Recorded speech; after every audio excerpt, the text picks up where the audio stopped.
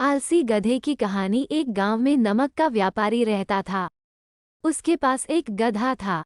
व्यापारी रोज अपने गोदाम से दुकान तक नमक ले जाने के लिए गधे का इस्तेमाल किया करता था। वो नमक को बोरी में भरकर गधे की पीठ पर लाद देता और उसके साथ साथ चलता हुआ दुकान तक आता था। व्यापारी का गधा आलसी प्रवृत्ति का था।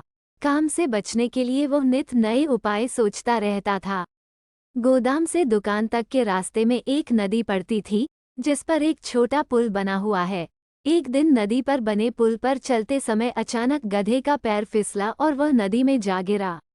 नदी के पानी से नमक की बोरी भीग गई।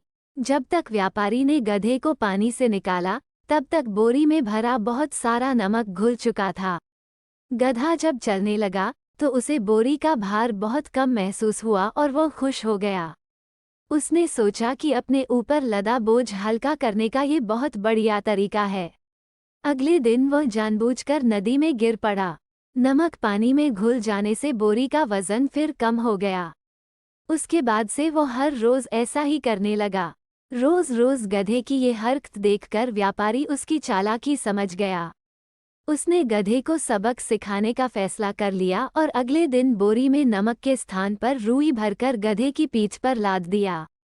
रुई हल्की थी। इसके बाद भी आलसी गधे ने सोचा कि क्यों न रोज की तरह नदी के पानी में गिरकर इस वजन को और कम कर लिया जाए। इसलिए वह जानबूझकर नदी में गिर पड़ा। लेकिन इस बार बोरी में नमक नहीं बल्कि रुई थी। पानी में भीगकर रुई का वजन कई गुना बढ़ गया। गधा जब उठकर चलने को हुआ तो इतने भारी बोझ से उसका बुरा हाल हो गया।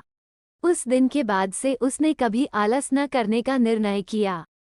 सीख 1। आलस का फल कभी न कभी मिल ही जाता है। 2। एक ही उपाय हर बार कारगर सिद्ध नहीं होता।